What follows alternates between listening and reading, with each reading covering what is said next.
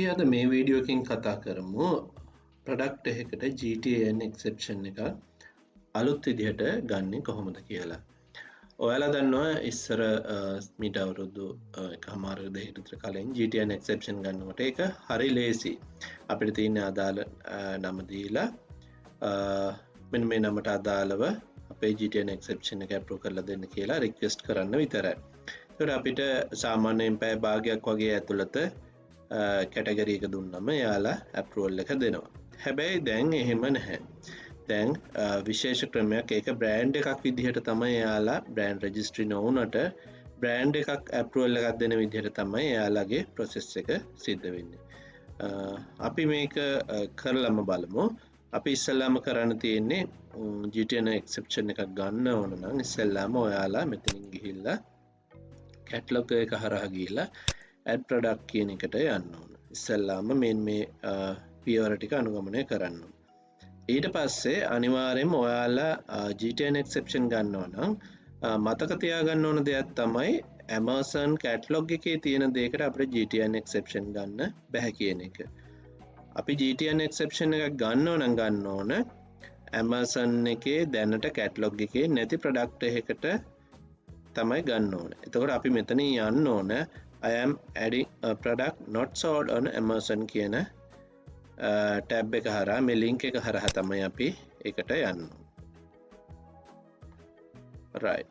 දැන් මෙන්න මේ විදිහට ගියාට පස්සේ මේකෙත් ටිකක් වෙනස් වෙලා තියෙනවා. ඉස්සර තියෙන විදිහට නෙමෙයි තියෙන්නේ. ඉස්සලා අප තිබ්බේ කැටගරි එක සිලෙක්ට් කරගෙන තමයි ඉස්සලාම යන්න තිබ්බේ. හැබැයි දැන් නැහැ. දැන් තියෙන්නේ ඔයාලට මේ විදිහට item name එක දීලා ඊට පස්සේ තමයි product category එක අපිට select කරන්න තියෙන්නේ. හරි. අපි දැන් මම මෙතන select කරගත්ත මෙන්න මේ විදිහට Amazon එකෙන්ම හොයාගත්ත product එකක්. මේ විදිහට මම මේකම copy කරගෙන දානවා. මම මේක copy කරගෙන එහෙම් පිටින්ම දැන් මේ gediya පිටින්ම ඔයාලට කියලා දෙන්න ඕන නිසා නැත්තම් එහෙම දාන්න එපා. පුළුවන් නම් මේක rewrite කරලා හරි ගන්න. නැත්තම් වෙනස් කරලා ඔයාට අවශ්‍ය විදිහට අරගන්න පුළුවන්. right. මම මෙතන ගිහිල්ලා දාලා මේ විදිහට දාලා මෙතනින් මම ඉස්සරහින් දාන මගේ ඒ බ්‍රෑන්ඩ් එකට අදාළව නම දානවා. ඔය විදිහට දාන්න. ඊට පස්සේ මෙන්න මේ විදිහට දාලා මම ඊට පස්සේ කරන් තියෙනවා එන්නේ product type කියන එක ක්ලික් කරන්න ඕන. එතකොට මේකේ අපි ඔයාලා දැනගන්න ඕන අනිවාර්යෙන් මේ ප්‍රොඩක්ට් එක මොන කැටගරි එකටද යන්නේ කියන එක. එතකොට ඔයාට මේ විදිහට ප්‍රොඩක්ට් රිසර්ච් එකක් කරගෙන යනකොට මේකත් අමාරු නැහැ හොයාගන්න. දැන් ඔයා මේ Amazon එකේ ප්‍රොඩක්ට් එකකමනේ ඉන්නේ. එතකොට ඔයා මෙතනින් පහට ගිහිල්ලා බලන්න. මෙන්න මේ best seller rank එකේ තියෙනවා මොකද්ද කැටගරි එක කියලා. food containers කියන එකේ තමයි තියෙන්නේ. home and kitchen එකේ. එතකොට මේක එච්චර අමාරු නෑ හොයාගන්න. ඊට පස්සේ අපි ආපහු එතනට ඇවිල්ලා home and kitchen එකට ගිහිල්ලා දාල කැටගරි එක හොයාගන්න. home and kitchen නාම ඊට පස්සේ අපි යමු storage and organization කියන එකට ගියා. ඊට පස්සේ ඒකෙත් යන්න ඕන kitchen storage and organization කියන එකට. මෙන්න මේකට ආවට පස්සේ මෙන්න මේක තියෙන food dispenser කියලා. අපි අර product එකට food dispenser එකක් විදිහට තමයි ගන්න. එතකොට අපි මෙන්න මේක select කරගන්නවා මෙන්න මේ විදිහට. right. දැන් මෙන්න මෙතනදී දෙයක් කියන්න ඕන.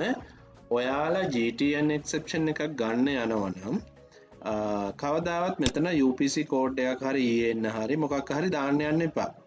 එහෙම දාන්න ගියොත් ඔයාට GTIN Exemption එක එන්නේ නැහැ. මෙතන ඔයා brand name එක දාලා GTIN Exemption එක ගන්න හිතාගෙන හරි මෙතනත් UPC code එක දාලා next කරන් ගියාට එන්නේ නැහැ. ගොඩක් වෙලාවට එහෙම next කරගෙන ගිහලා ඔයා product list කරාට product එක available වෙන්නේ නැහැ ගොඩක් වෙලාවට. ඒක නිසා මෙතන ඔයා දාන්න ඔයාගේ අදාළ ගන්න බලාපොරොත්තු වෙන brand name එක. මේ විදිහට දාන්න. මෙතන දාන්න එපා this product does not have brand name කියලා. එහෙම වුණොත් ඒක generic විදිහට තමයි වැටෙන්නේ. හරි. දැන් මෙතනදී කරන්න ඕන I don't have a product ID කියන එක තමයි select කරන්න. ඒ කියන්නේ ඔයාට නිතරම ඉස්සරහට දැන් මෙතන මේ මම මේක ගත්ත නිසා මම මේක වෙනස් කරන්න.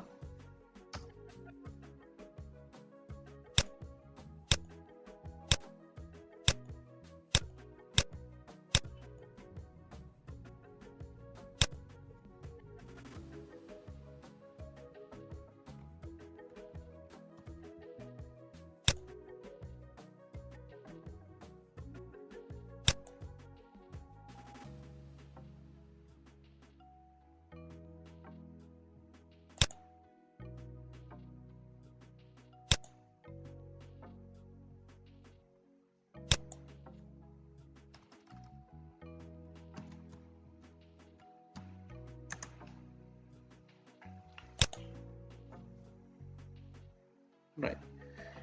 මෙන්න මේ විදිහට ටයිප් කරගත්තට පස්සේ ඊට යටින් පෙන්නනවා GTIN exception is required apply now කියලා. එතකොට මෙතන දැන් ඔයා මෙතන brand name එක දීලා තියෙනවා. එතකොට මෙතන I don't have a product ID කියන එක දීලා තියෙනවා. මෙතන එතකොට inactive වෙලා තියෙන provide all information to continue කියන එක තියෙනවා. හරිද? එතකොට දැන් මෙතන apply now කියන එක ක්ලික් කරන්න ඕන. ඊට පස්සේ brand require approval කියලා. In order to approve your GTIN exception request, Amazon must also approve your brand. You can request for both brand approval and GTIN exception at the same time by submitting the following application. Brand name approval for unique vega. ඔයා අතන brand name එකේ දාපු එක තමයි මෙතනට එන්නේ. එතකොට මෙතන කියනවා submit required information. This brand approval application for unique vega brand names need to be approved by the Amazon before they can be used by sellers. පාවිච්චි කරන ඉස්සෙල්ලා මේක approval එක ගන්න ඕනේ. එතකොට කියනවා brand must adhere to the brand name policy to be approved to your use. එතකොට අනිවාර්යෙන් මේකේ ඒ policies වලට අනුව තමයි ඔයා approve කරගන්න ඕනේ. හැබැයි brand registry එකට යනවා නම් මෙතනින් එහාට තව පියවර කිහිපයක් තියෙනවා. මොකද ඔයාගේ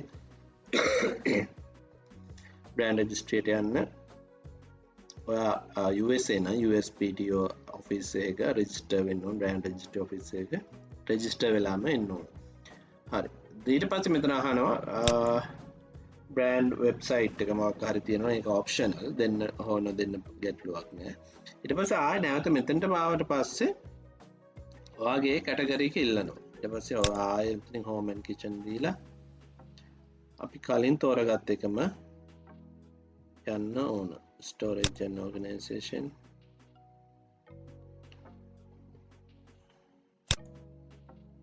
right. මෙතන food dispenser කියන එක select කරනවා. select කරාම මෙන්න මේ විදිහට පහලට එනවා. පහලට ආවට පස්සේ මෙන්න මෙතන අහනවා submit documents කියලා at least 2 images of your brand unique Vegas product and package. ඔන්න දැන් තමයි වැඩේ තියෙන්නේ. ඒ කියන්නේ මෙතනදී මෙයාලා දැන් අනිවාර්යෙන්ම ඔයාගේ brand එක තියෙන product එකේ product image දෙකක් ඉල්ලනවා. මේක ඉස්සර තිබ්බේ නැහැ. මේක ඉස්සර මේ මෙහෙම ගැටලුවක් තිබ්බේ නැහැ. product image ඉල්ලුවේ නැහැ. ගොඩක් වෙලාවට ටග් ගන්නකොට approval එක හම්බ වුණා. හැබැයි දැන් මේකේ තියෙනවා අනිවාර්යෙන් ඔයා images දෙකක් දෙන්න ඕනේ. images වල අනිවාර්යෙන් මෙන්න මේ දේවල් තියෙනවා. The document must meet the following requirements කියලා තියෙනවා. The branding on your product or packaging must match unique Vega exactly. ඒ කියන්නේ අනිවාර්යෙන්ම ඔයාගේ මෙන්න මේ තියෙන විදිහටම තියෙන්න ඕන කියන එක ඒකට සමාන විය යුතුමයි brand එක print කරලා තියෙන එක. එතකොට මේකට තමයි දෙන්නේ. ඔයා ඉස්සල්ලාම අතනදී product එකේදී දෙන එකම තමයි මෙතන ඔයාගේ product එක display වෙන්නත් ඕන. ඒක එහෙමනම් ඔයා මෙතන check box එක okay කරලා හරි සලකුණ දාලා යන්න.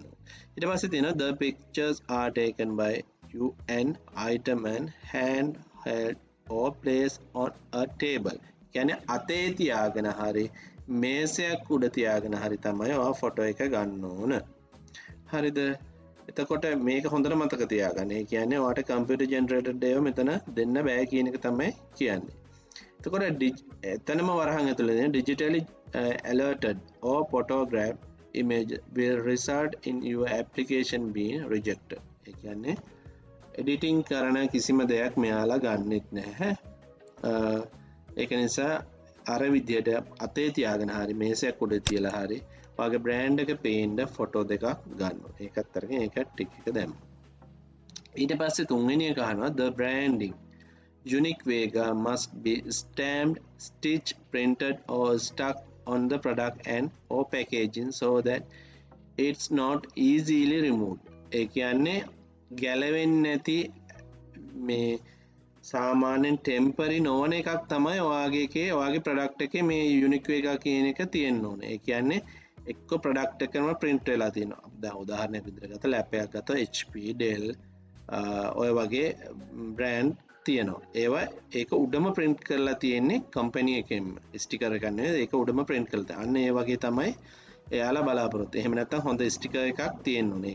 ඒකටම යුනික් වෙච්ච ස්ටිකර් එකක් බ්‍රෑන්ඩ් එකටම යුනික් වෙච්ච ස්ටිකර් එකක් අලවලා තියෙන්න ඕනේ.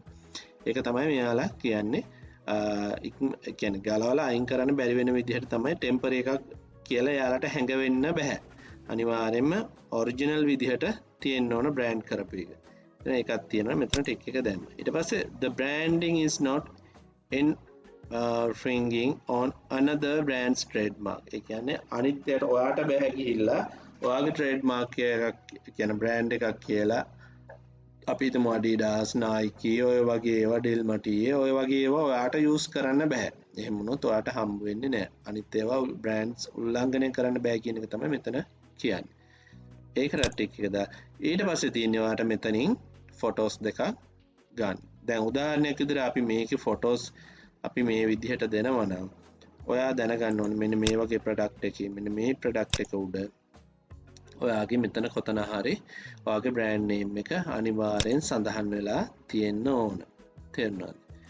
මේ වගේ කොතනක හරි ඔයා මේක අපි චයිනා වලින් ගෙන්නනවා කියලා හිතමු. චයිනා වලින් ගෙන්නනවා. ඔයා ප්‍රයිවට් ලේබල් කරලා ඔයා ගෙන්නන්න දැනගන්න ඕන. ඔයා සාම්පල් එකක් හරි ඉස්සෙල්ලාම ෆොටෝස් ගෙන්න ගන්න ඕන ඔයාගේ බ්‍රෑන්ඩ් නේම් එක print කරලා. එහෙම ගෙන්න ගත්තට පස්සේ එයාලගෙත් එහෙම අත උඩ තියලා හරි මේසයක් උඩ තියලා හරි මේ විදිහට ඩිජිටලි මේ විදිහට හදපු ෆොටෝස් නැතුව කියන්නේ natural photos එයාගේ ඒ ප්‍රොඩක්ට් එකේ ගෙන්නන්න ඕන. ගෙන්න ගන්න ඕන. ඔයා ගාව තියෙනවා නම් ඔයා මේක උඩ print කරලා හරි හොඳ ස්ටිකර් එකක් හරි බ්‍රෑන්ඩ් එක තියෙන එකක් අලවලා ගැලවෙන්නේ නැති විදිහට ඇලවෙන එක. ඒ විදිහට තමයි ඔයා අතන ඇප්ලිකේෂන් එකට රික්වෙස්ට් කරන්න අවශ්‍ය වෙන්නේ. මේකට දෙකක් තිබ්බම ඇති. ඊට පස්සේ ඔයාගේ විස්තරයක් අවශ්‍ය දෙයක් තියෙනවා. මේක පොඩි ඩ්‍රාෆ්ට් එකක් විදිහට ලෙටර් එකක් ඩ්‍රාෆ්ට් කරන විදිහට හරි පොඩි නෝට් එකක් ඩ්‍රාෆ්ට් කරන විදිහට ඩ්‍රාෆ්ට් කරලා මෙතන ඊමේල් ඇඩ්‍රස් එක තියෙනවා. ෆෝන් නම්බර් එක ඕනනම් දාන්න පුළුවන්. සබ්මිට් කරන්න තියෙන්නේ. ඒ ටික තමයි කරන්න තියෙන්නේ. සබ්මිට් කරලා පස්සේ සාමාන්‍ය පැය 24ක් ඇතුළත ඔයාට රිසල්ට් එක එනවා. ඔයාගේ ඕකේ නම් මෙතන GTIN Exemption එක අනිවාර්යයෙන්ම ඔයාට හම්බ වෙලා යුනික් වේගා කියන එකට. හැබැයි මතක තියාගන්න මෙහෙම ගන්න එකේ වාසියක් තියෙන්නේ ඔයාලා කවදා හරි බ්‍රෑන්ඩ් එකක් පර්ෆෝම් කරන්න යන වෙලාවක ඔයාට ඔයාගේ ප්‍රොඩක්ට් එක ගොඩක් වෙලාවට හොඳ සේල්ස් රෑන්ක් එකක් එක්ක හොඳ සේල්ස් ප්‍රමාණයක් හැදිලා තිබුණොත් වෙන ඕන සෙලර් කෙනෙක් හිටියත් ඔයාගේ ප්‍රොඩක්ට් එක සම්පූර්ණ ඔයාගේ අතට ගන්න පුළුවන්. ඔයා මේ යුනික් වේගා කියන බ්‍රෑන්ඩ් එක රෙජිස්ටර් කරාම ඊට පස්සේ එතකන් ඔයාට අමාරුයි.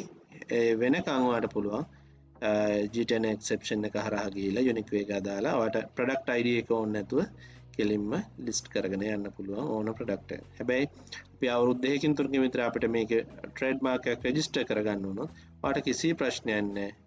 ඒ බ්‍රෑන්ඩ් එකම යූස් කරලා ඔයාගේ ප්‍රොඩක්ට් එකේ සේල් එක තව වැඩි කරගන්න පුළුවන්. ඔන්න ඔය විදිහට තමයි අලුතෙන් GTIN Exemption ගන්න process එක. ඉතින් මේ විදිහට තමයි දැන් යන්නේ. ඒ කියන්නේ ඇමසන් එකේ කාලෙන් කාලෙට ඒ තියෙන දේවල් අප්ඩේට් වෙනවා. ඉතින් මේ දේවල් අපි දැනගන්න ඕන අනිවාර්යෙන් ඉස්සරහට යනවා. හරි. එහෙනම් තවත් හොඳ වීඩියෝ එකකින් හම්බ වෙමු. ඔයාලට සුබ දවසක්.